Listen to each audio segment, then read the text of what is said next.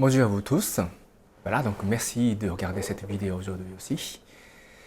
Alors, donc nous allons continuer la lecture de ce livre, La Loi du Soleil. Aujourd'hui, nous allons donc voir deux sections dans le chapitre premier, le lever du Soleil. Il s'agit de la section 5, l'univers multidimensionnel, et section 6, l'univers aux dimensions supérieures.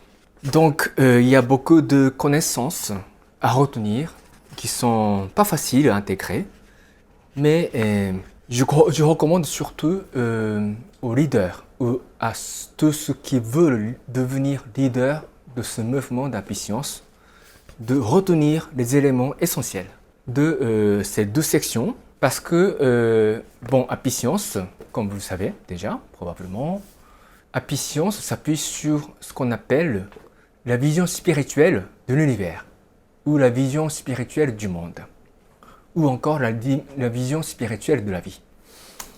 Et il y a ces éléments qui sont indispensables pour avoir une image de ce qu'est une vision spirituelle. Donc, je vais vous lire certains passages.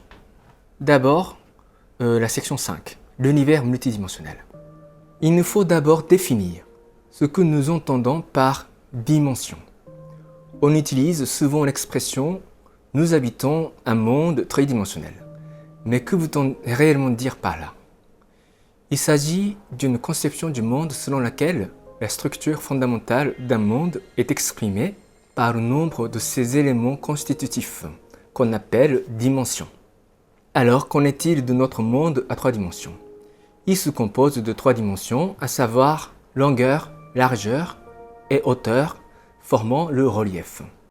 Les êtres de ce monde ne sont identiques qu'avec une stature, un contour et une forme totalement identiques, sous n'importe quel angle. À ce stade précis, la distinction entre soi et autrui devient déjà plus élaborée, par comparaison au monde bidimensionnel. Dans le monde à quatre dimensions, l'élément temps vient s'ajouter à la longueur, à la largeur et à la hauteur caractéristiques d'un monde tridimensionnel. Tout ce qui est présent dans le monde à trois dimensions coexiste obligatoirement au sein du même temps, ce qui peut s'avérer inexact dans l'espace à quatre dimensions. Dans le monde à cinq dimensions, la spiritualité vient s'ajouter à la longueur, largeur, hauteur et temps. Ces cinq facteurs déterminent donc cette sphère, dont les habitants se distinguent par ces cinq critères, leur forme tridimensionnelle, la période de temps à laquelle ils appartiennent et leur niveau de spiritualité. Dans le monde à six dimensions, un autre facteur, la connaissance de la vérité, se combine aux cinq éléments précédents, longueur, largeur, hauteur, temps et spiritualité. Ici, la différence entre les êtres est déterminée par la nature, la diversité et la profondeur de leur connaissance en matière de vérité, en plus de leur forme tridimensionnelle, de leur période d'appartenance temporelle et de leur niveau de spiritualité. Et maintenant, c'est la section 6. Dans le royaume à 7 dimensions, l'altruisme vient s'ajouter aux 6 dimensions précédentes. Les résidents des espaces à 6 dimensions, comme ceux des dimensions inférieures, sont d'une certaine manière toujours un peu centrés sur eux-mêmes, ce qui ne prête pas à la critique en soi. Déjà assez évolués, les êtres à 6 dimensions s'efforcent encore d'approfondir leur connaissance de la vérité pour eux-mêmes. C'est lorsque les âmes atteignent l'espace à 7 dimensions que se termine leur formation, qu'elles commencent à jouer un rôle actif dans la société. Les êtres à 7 dimensions sont surtout mus par l'altruisme. Dans le royaume à 8 dimensions, la miséricorde vient se greffer aux 7 autres éléments, longueur, largeur, hauteur, temps, spiritualité, connaissance de la vérité et altruisme. Ce que traduit l'idée de miséricorde, c'est le sentiment du don gratuit, c'est-à-dire un don provenant d'un être supérieur en conscience qui se déverse en continu, sans réserve ni discrimination. Si l'amour altruiste du monde à 7 dimensions se contente de donner, l'amour à 8 dimensions, lui, est encore supérieur car c'est un amour qui donne sans relâche, un amour infini. C'est dans l'espace à 9 dimensions que la notion de cosmos s'ajoute aux éléments de longueur, largeur, hauteur, temps, spiritualité, connaissance de la vérité, altruisme et miséricorde. jusqu'aux espaces à 8 dimensions, la zone d'existence des habitants se limite au champ énergétique de la planète Terre. Mais l'espace à 9 dimensions s'étend bien au-delà de la sphère de la Terre et du système solaire. Il est relié aux sphères spirituelles des autres galaxies.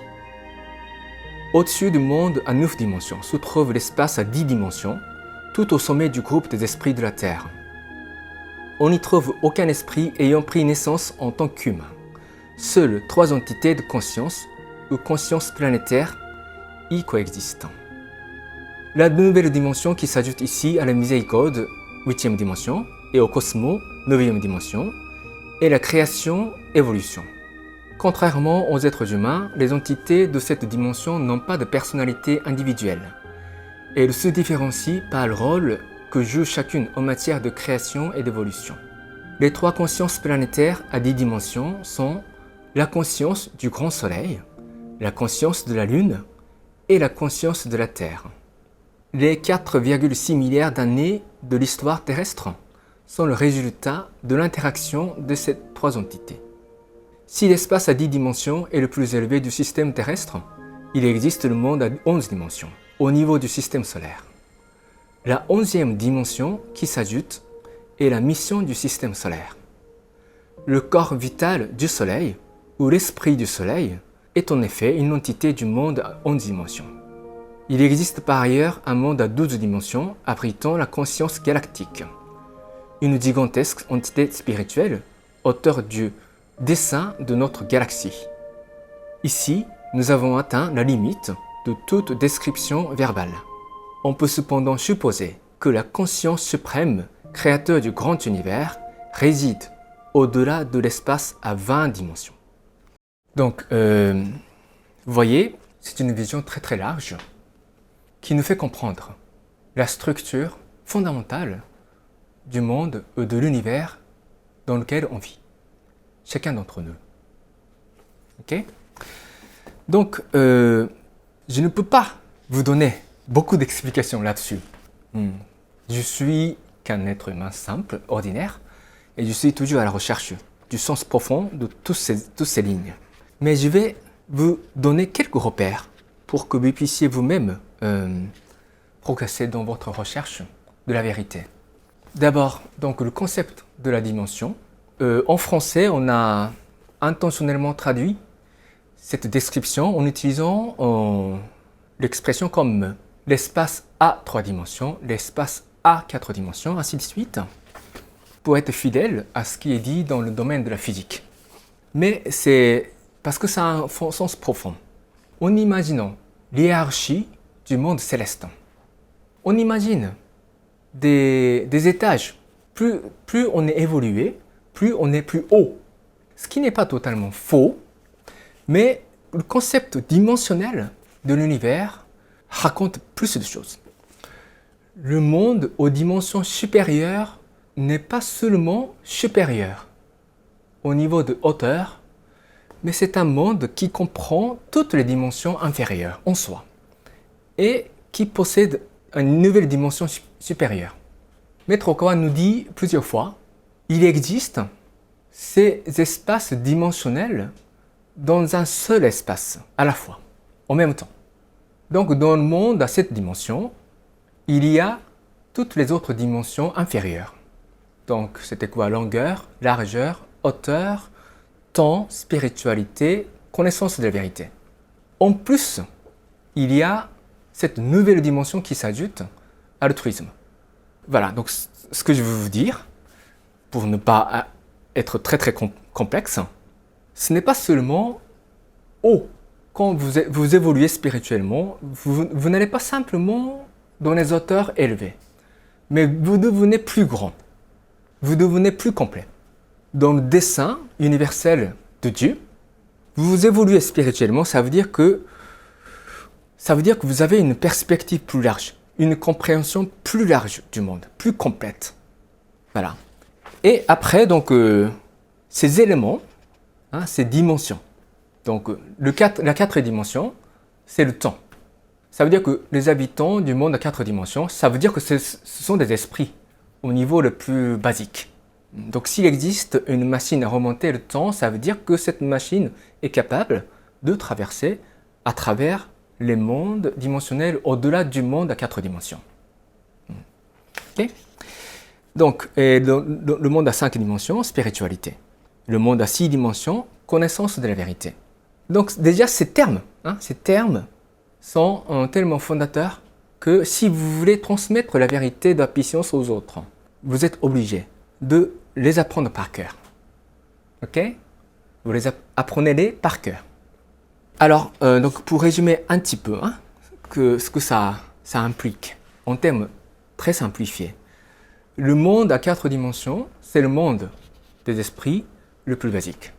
Vous n'êtes pas obligé d'être éveillé spirituellement pour séjourner là-bas. Dans le monde à 4 dimensions, il y a le monde supérieur et le monde inférieur. Le monde inférieur, c'est ce qu'on appelle l'enfer. Parce qu'il y a des nuages, des mauvaises pensées qui sont très épaisses, suffisamment épaisses pour couper totalement les rayons du soleil spirituel qui illumine l'ensemble du monde spirituel.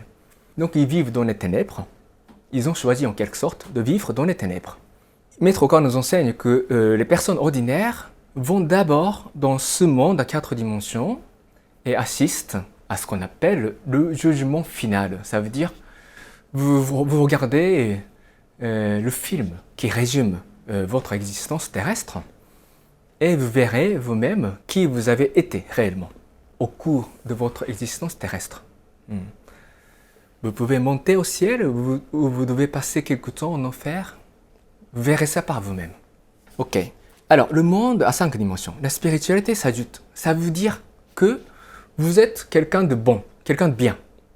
Être éveillé à la spiritualité au niveau minimum, ça veut dire que vous connaissez au moins que vous êtes esprit. Plus ou moins. Et votre nature, c'est faire du bien aux autres. Donc des gens gentils. Ces gens-là peuvent joindre le monde à 5 dimensions. C'est ça en fait le sens de la spiritualité. Alors, dans le monde à 6 dimensions, la connaissance de la vérité. Donc il y a des gens qui ont compris l'importance cruciale pour eux de faire des efforts pour pénétrer plus en plus dans la connaissance de la vérité de plus en plus profonde. Donc il y a beaucoup de spécialistes, des artistes, des dirigeants dans différents domaines, des professeurs et d'autres personnes qui ont travaillé dans des professions qui exigent des connaissances spécialisées, approfondies, et qui sont bons en tant qu'être humain. Parce qu'il y a par exemple des professeurs qui sont méchants, méchants au vrai sens du terme, qui n'ont pas de spiritualité, qui ont beaucoup de connaissances mais qui n'ont pas de spiritualité. Ces gens-là ne peuvent pas aller au-delà du monde à 4 dimensions, même s'ils sont des spécialistes. Des spécialistes ayant compris qu'il existe ce qu'on appelle la vérité avec un grand V, et leur mission, c'est d'aller de plus en plus profondément dans la compréhension de cette vérité. Okay? Et ce sont des vrais spécialistes. Alors, donc, dans la section 6, donc, il y a d'abord le royaume à 7 dimensions, n'est-ce pas? Bon, quand on dit le royaume à 7 dimensions, le monde à 7 dimensions, ça n'a pas d'importance. La 7e dimension qui s'ajoute ici, c'est l'altruisme. Okay? Et Maître Okawa explique. En gros, les habitants à cette dimension ont plus ou moins terminé leur formation personnelle. Donc, des habitants jusqu'au royaume à 6 dimensions vivent plus ou moins pour eux-mêmes. Ce sont un peu des élèves, des étudiants. Le monde à cette dimension, vous commencez à travailler, être actif dans la société. Être actif, ça veut dire être conscient de la mission d'être au service du monde. Donc se consacrer au monde. Les êtres à cette dimension, on les appelle les anges.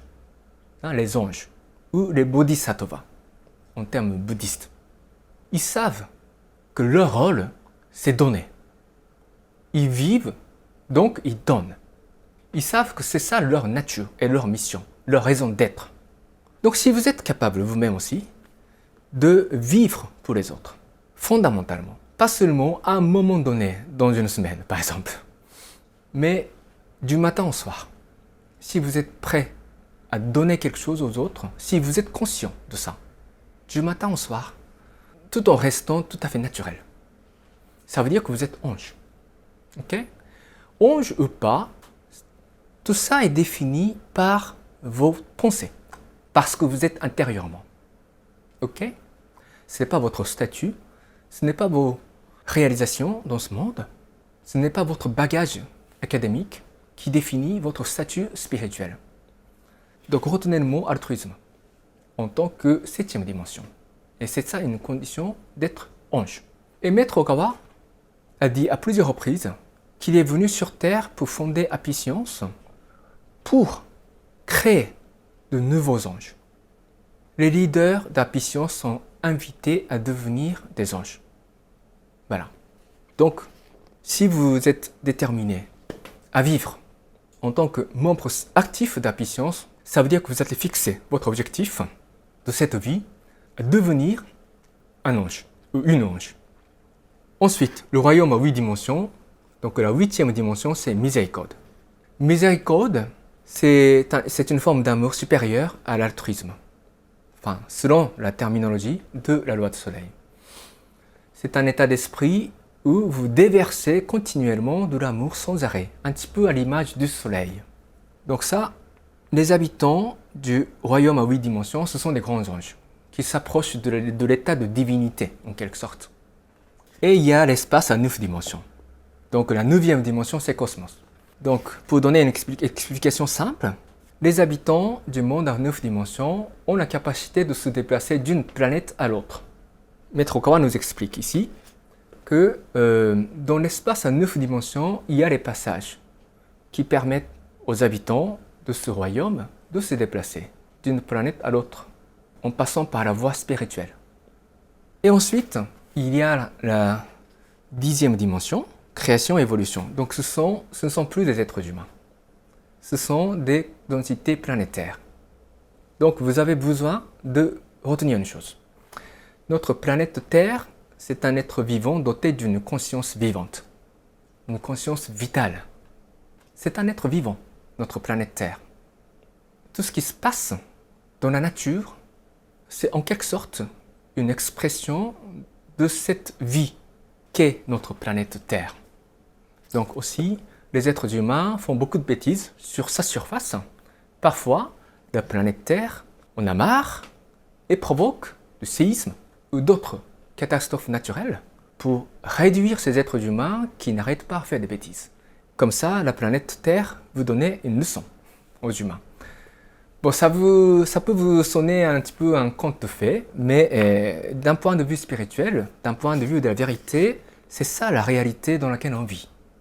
Donc nous avons intérêt à vivre correctement pour pouvoir survivre longtemps sur Terre, en tant qu'humain. Et c'est ça aussi, en quelque sorte, le vrai sens de protéger l'environnement.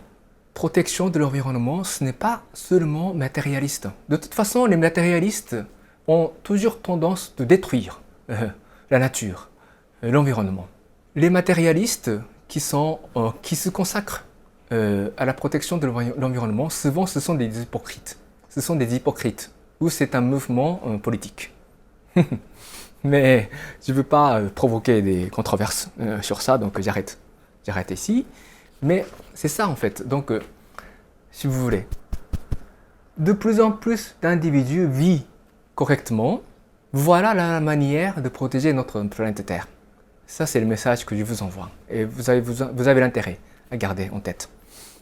Ok? Et à la fin, il dit que la conscience suprême créateur du grand univers résiderait au-delà de l'espace à 20 dimensions. Donc la définition de Dieu, la définition de Dieu devient très très très profond avec Happy Science. Ce n'est pas un vieux homme avec son bâton et vous dit « tu fais ça, sinon je te punis ». C'est pas si simple la notion de Dieu, le Créateur. C'est au niveau universel. Et sa pensée ou son dessein, c'est pas si simple. Donc, je veux que tout ce qu'ils disent, la loi du soleil renouvelle la notion de Dieu. Vieillot. C'est beaucoup plus profond. Voilà. Donc, comme d'habitude, je vais réciter la prière à l'esprit gardien, l'esprit guide. Et je vous propose 2 minutes de contemplation sur tout ce qui vient d'être dit concernant l'univers multidimensionnel. L'univers multidimensionnel. Ok? Donc je vais réciter la prière. Prière à l'esprit gardien et l'esprit guide. Mon esprit gardien, mon esprit guide, au plus profond de mon cœur, vous êtes ma fontaine de vie, ma lumière d'espérance, ma source de sagesse, mon bouclier de courage. Assistez-moi, je vous prie, dans mon apprentissage quotidien. Polissez mon cœur chaque jour. Donnez-moi chaque jour de bonnes inspirations. Rectifiez le parcours de ma vie. Gardez-moi loin de tous les maux. Guidez-moi chaque jour dans une existence encore meilleure. Je vous remercie sincèrement. Voilà, maintenant, redressez votre dos, fermez légèrement vos yeux et harmonisez votre respiration et retrouvez le calme intérieur. Et dans cet état serein, je vous propose de commencer la contemplation de 2 minutes. Allez-y.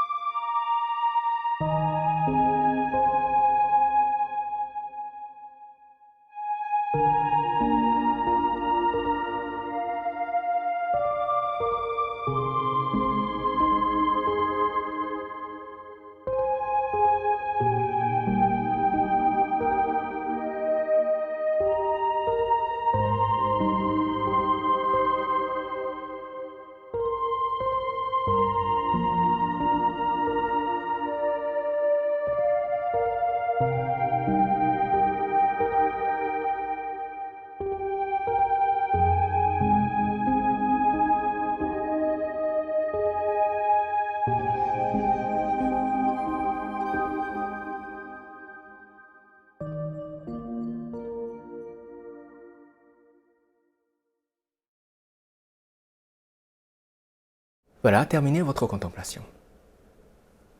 Ok, bon, merci beaucoup d'avoir regardé cette vidéo et je vous dis à la prochaine.